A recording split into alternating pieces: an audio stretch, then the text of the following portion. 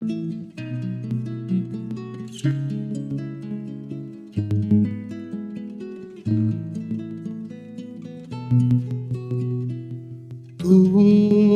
eres luz en mi sendero, eres agua en el desierto, eres guía al caminar.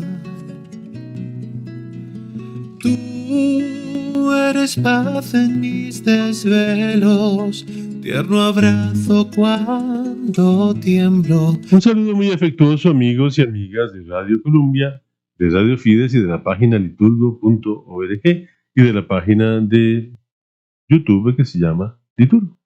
Muy buenos días, mi querido diácono Mauricio Fernández Rojas. Saludos en Jesucristo, amigo y Señor nuestro.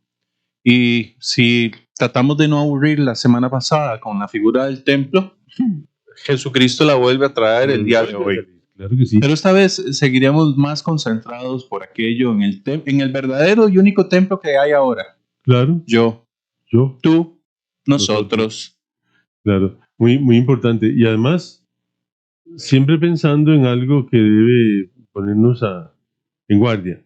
El último domingo antes de Cristo Rey y el siguiente domingo después de Cristo Rey, primer domingo de Adviento, serán domingos de juicio final, de pésimas noticias para aquellos que hayamos puesto nuestra confianza en las cosas materiales. Bueno, el que le gusta el género apocalíptico, que es el género que vamos a tener el día de hoy desde Lucas. Y el primer domingo de Adviento. Y el primer domingo de Adviento pueden disfrutarlo, tratar de sacar sus conclusiones de los signos y prodigios que ahí van a aparecer, no en sentido de desesperanza, no, todo lo contrario, en el sentido del mensaje de esperanza, fraternidad y amor que Dios tiene para cada uno de nosotros y que celebramos como iglesia. Siempre pensando que este lenguaje apocalíptico que la iglesia hereda del mundo circundante, ¿verdad? Porque no se lo haya inventado ella. No. Tiene que ver un poco con los acontecimientos. Lucas habrá escrito que en el año 80. No, un poquito antes. Sí. En el 70 se había destruido Jerusalén. Ya estaba Jerusalén La aniquilada. iglesia muerta también. Bueno, la muerta no tanto. ¿La de Jerusalén? La iglesia de Jerusalén sí. No, gracias a Dios, perdón que lo diga así, pero gracias a Dios destruyeron el templo de Jerusalén, pues si no nosotros seguiríamos siendo bajo el dominio que se tenía una secta más. La secta de algunos católicos cristianos habrían preferido una cosa judaizante. Pero, de todas formas, la iglesia había tenido la impresionante iniciativa, secundada por Pedro y luego por Pablo y además por mucha gente, de pasarse a Antioquía como centro de acción. Una ciudad cosmopolita, la tercera ciudad más importante del imperio, hasta ahí. Donde nace el término cristiano. Donde nace el término cristianos, de donde salen las grandes misiones de San Pablo y donde San Pedro fue obispo, se supone. Y pasando por otra ciudad después, que es Alejandría, donde se recopilarían lo mejor de lo mejor, la nata de la literatura. Lástima que la quemaron. Sí, bueno, porque es que son las tres ciudades del imperio en ese momento habrían sido Roma, Alejandría, Antioquía. Después, con la destrucción de Alejandría, pues sería Roma, Constantinopla. Se pasan a Constantinopla. Y Antioquía, que siguió siendo una ciudad pequeñita, ¿verdad? Muy, muy impresionante. Para nosotros cristianos es un sitio, yo diría que es como de visita obligatoria. Oye, estamos hablando mucha historia, me dijeron también el otro día. Bueno, vamos al texto. Vamos al texto para que dé tiempo. Es el domingo anterior a Cristo Rey. Hoy tenemos que lanzarnos sobre estas ideas un poco apocalípticas, un poco póngale ojo porque usted se puede morir cualquier día y el juicio le puede llegar antes de que usted hubiera querido. Y perdón, voy a tratar de hacer lo mejor posible de esta versión, pero ustedes me disculpan. En aquel tiempo, como algunos hablaban del templo, de lo bellamente adornado que estaba con piedra de calidad y esbotos, Jesús les dijo: esto que contemplan, llegarán días en que no quedará piedra sobre piedra que no sea destruida. Ellos le preguntaron: Maestro, ¿cuándo va a ser eso? ¿Y cuál será la señal de que todo esto está para suceder? Él dijo: miren, que nadie los engañe, porque muchos vendrán en mi nombre diciendo: yo soy. O bien Está llegando el tiempo. No vayan tras de ellos. Cuando oigan noticias de guerras y de revoluciones, no tengan pánico, porque es necesario que eso ocurra primero, pero el fin no será enseguida. Entonces les decía, se alzará pueblo contra pueblo y reino contra reino. Habrá grandes terremotos y en diversos países hambres y pestes. Habrá también fenómenos espantosos y grandes signos en el cielo. Pero antes de todo eso, les echarán mano, los perseguirán, entregándolos a las sinagogas y a las cárceles, y haciéndoles comparecer ante reyes y gobernadores por causa de mi nombre. Esto les servirá de ocasión para dar testimonio. Por ello, métanse bien en la cabeza que no tienen que preparar su defensa, porque yo les daré palabras y sabiduría a los que no podrán hacer frente ni contradecir ningún adversario de ustedes. Y hasta sus padres y parientes y hermanos y amigos los entregarán y matarán a algunos de ustedes y todos los odiarán a causa de mi nombre. Pero ni un cabello de su cabeza perecerá. Con su perseverancia salvarán sus almas. Dios mío, bueno, ahora vamos a repasarlo desde la versión más. Sí, bueno, la palabra. Bueno, perdón, pero este no es tanto el problema. El problema lo vamos a tener en la carta de San Pablo a los tesalonicenses. Gracias a la constancia, salvarán su vida. Perseverancia es como una expresión que se ligó tanto a lo religioso Exactamente. que pierde un sentido práctico, mientras que la constancia es algo que tenemos. Sí. ¿Qué más podemos llegar a decir No sé, de muchas ese cosas, fabuloso templo? muchas cosas. Claro, es que además, cuando uno hace una cosa muy bonita, nunca me ha tocado, pero cuando uno trabaja en un lugar muy bonito, yo trabajé en Teatro Nacional, la gente veía el teatro, oh, qué maravilla.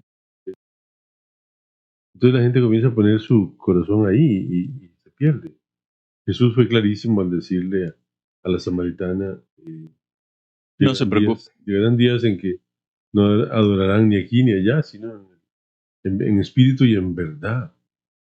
Porque no solo es que Dios vive en mí, es que se vea que Dios vive en mí y que yo trabajo con una palabra edificadora. Y démosle sentido que iría, si tengo la oportunidad de dar homilía, mi palabra clave acá es martiría, Testimonio. testimonio, Sí, porque ¿cómo cuesta?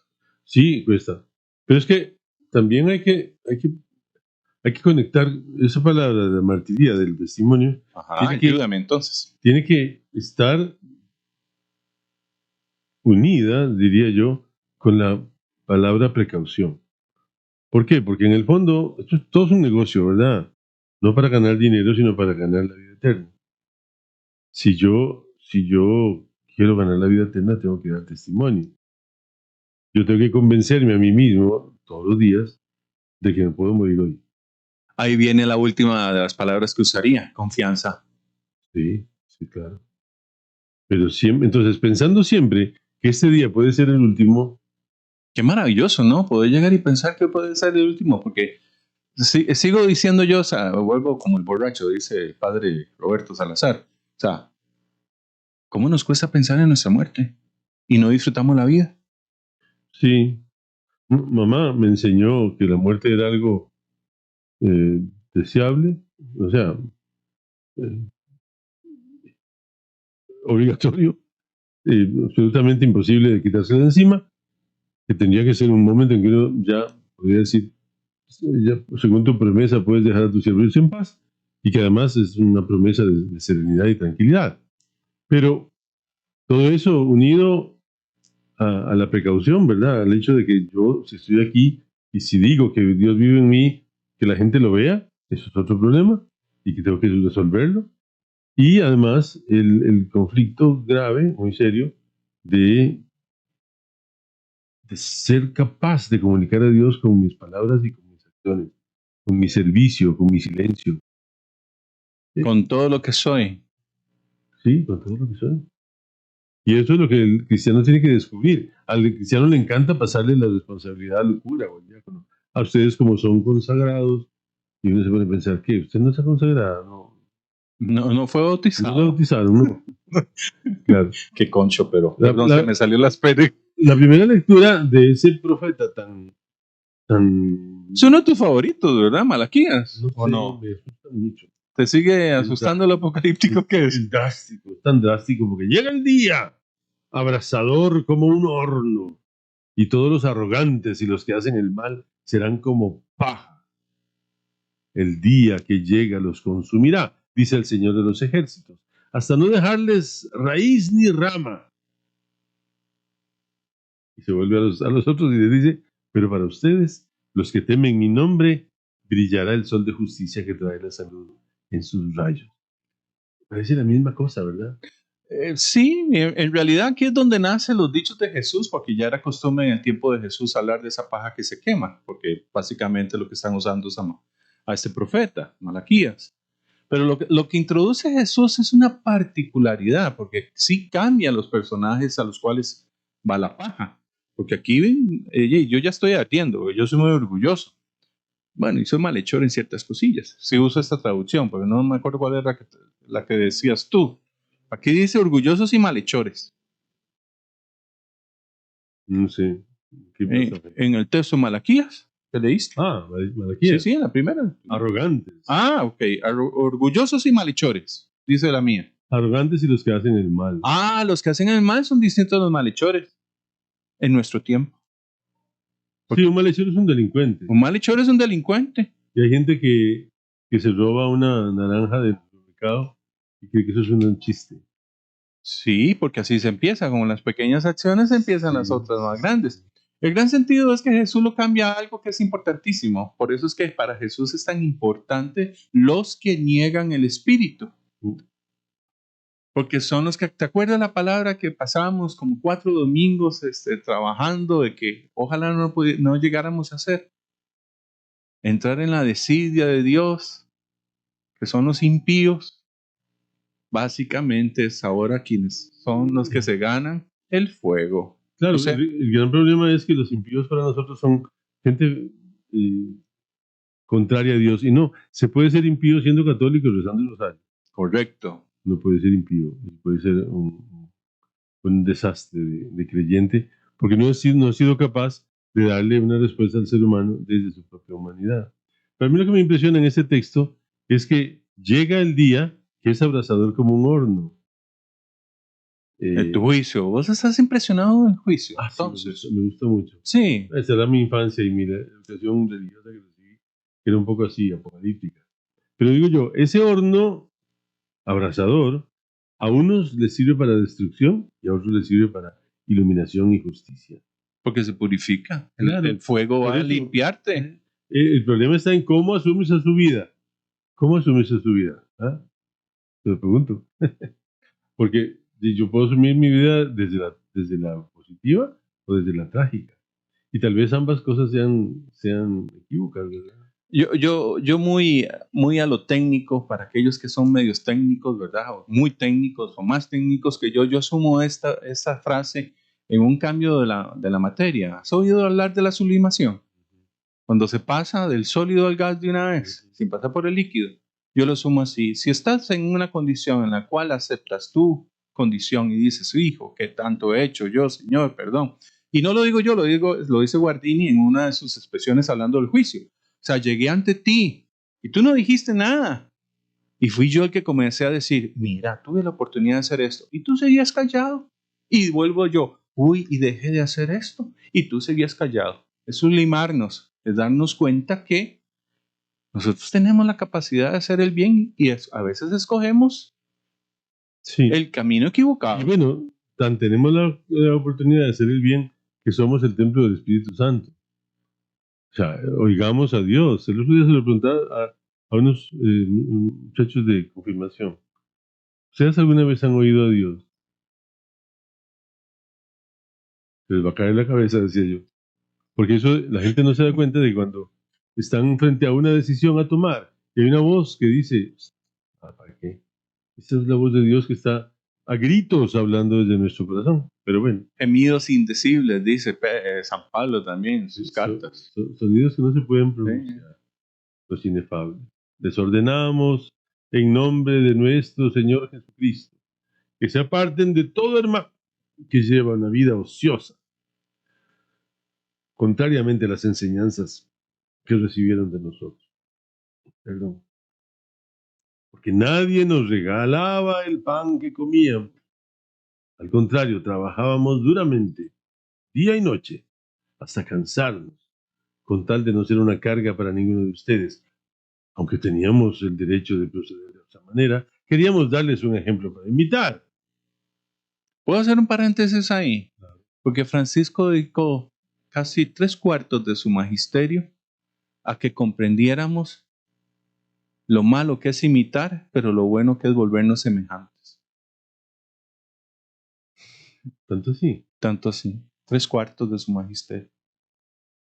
Porque imitar todavía en estos tiempos nos lleva a considerar dejar de ser yo en todo, en absolutamente todo para parecerme, para ser semejante.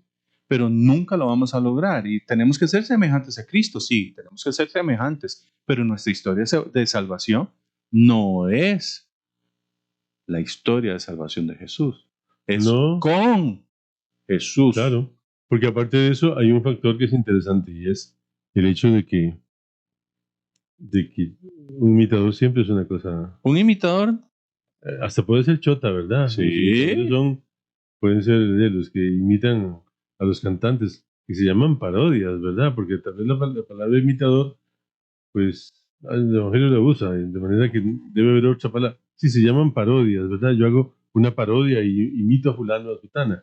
Me gusta mucho una muchacha que se viste de cuadros famosos y cuenta la historia. eso es el legítimo sentido de imitar viene de imago, ¿verdad? Viene del latín imago, Claro. y es ser semejante a, Sí, pero no es ser. pero también puede ser una chota, una ¿no? broma, una simple vulgar, qué sé yo, patraña. Sí, la otra es, De imago, no, la ser otra, semejante. sí, la otra, ser semejante. Ser semejante, ser Lo- semejante. y- A semejanza de, a eso es imagen otra cosa. de, Eso es vestirse de Cristo. eso es vestirse. Eso es tomar la cruz cada día y seguir a Jesús. Sin tener que, uso su argumento, sin tener que llegar hasta la muerte de cruz, porque nosotros no llegaremos. No, ¿y para qué? Si él lo Sí, hizo, muy y él bueno. nunca lo pide, vuelvo a decirlo, No. nunca lo pide. Eso es hacer conciencia de que realmente la fe es un involucramiento total. Mi vida tiene que cambiar para coger el único modelo valioso o valedero que hay en el mundo para la humanidad. Me viene a la mente una frase yo no sé si esto es de Conchita Cabrera, de Armida, o si es del padre Robalo, un jesuita mexicano liturgista, que es como un conjunto vacío, ¿verdad? Un liturgista jesuita es como incomprensible. Todo así. Es como la nada. Como la nada. Como la nada. Pero bueno, ese es muy valioso, un viejo muy sabio. Y la frase es una frase sencilla. El Padre Celestial que le dice al Hijo, Hijo, quiero que vayas al mundo y te hagas ser humano. Y el Hijo le dice al Padre, ¿para qué quieres que vaya al mundo y me haga ser humano? Entonces la respuesta, según uno de ellos, sería, quiero que vayas al mundo y te hagas ser humano para que me traigas de regreso al ser humano. La otra sería, quiero que vayas al mundo y te hagas ser humano para que le enseñes al ser humano a vivir humanamente. Que para mí eso es lo más valioso que hay en el mundo, porque yo no actúo bien, porque no soy humano. Y me viene a la mente, hablamos la semana pasada hablamos de Ezequiel, cuando Ezequiel dice, te arrancaré de tu pecho el corazón de piedra y te daré un corazón nuevo.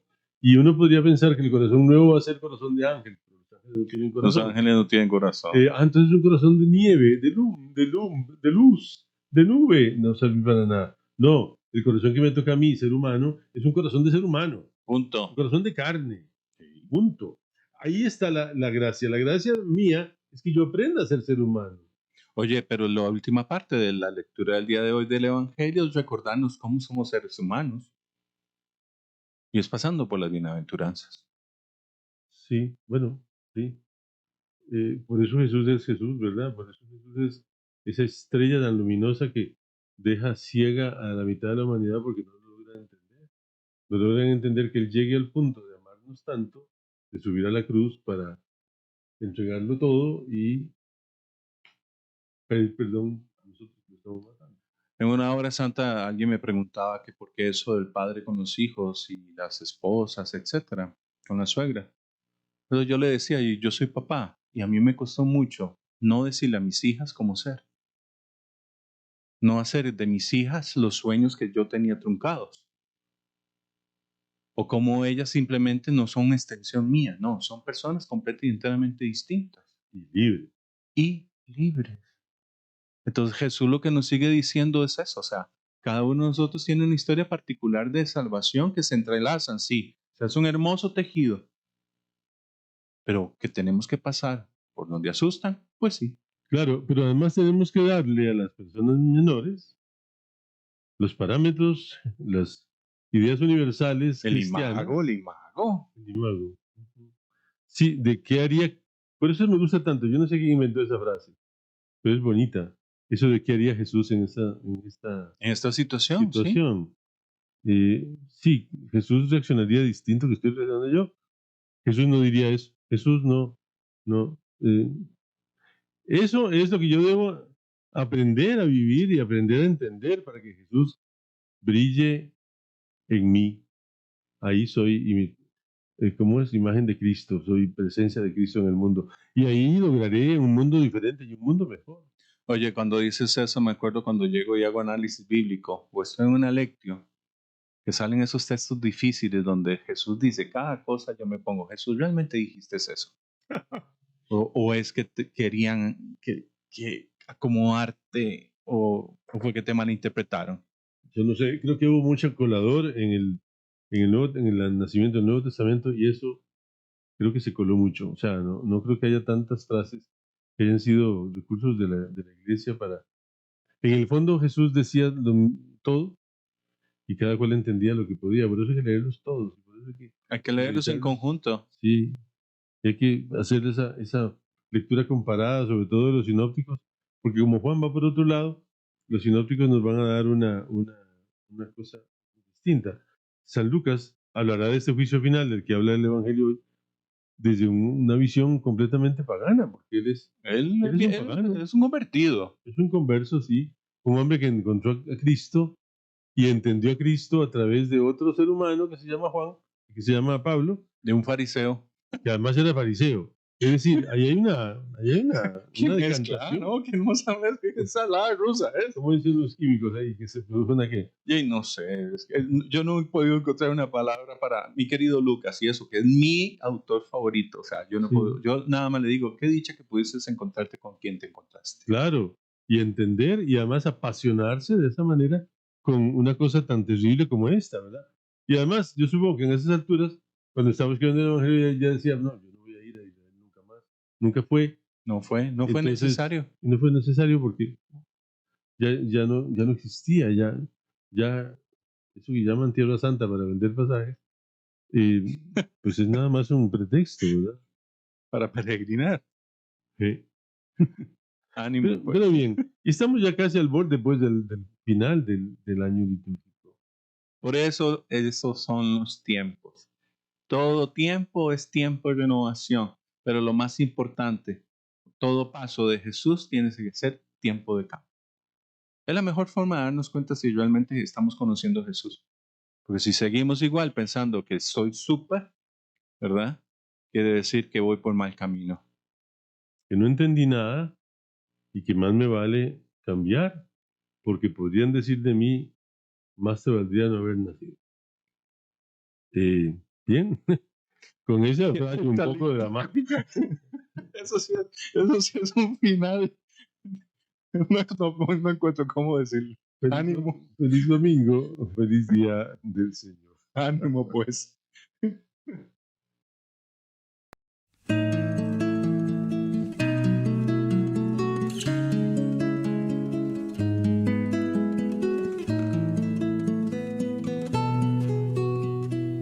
Tú eres luz en mi sendero, eres agua en el desierto, eres guía al caminar. Tú eres paz en mis desvelos, tierno abrazo cuando tiemblo, eres vida, eres verdad.